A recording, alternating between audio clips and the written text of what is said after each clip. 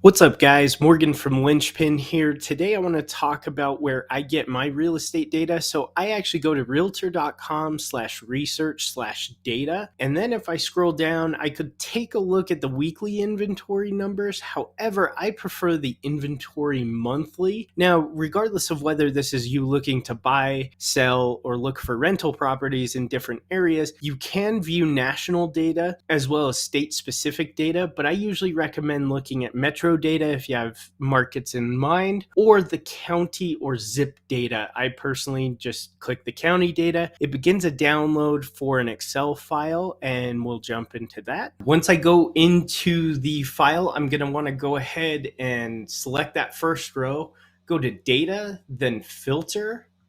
And then what I can do is I can actually unselect everything. And let's look at Clark County in Nevada. So this is the Las Vegas area. So then I could filter down.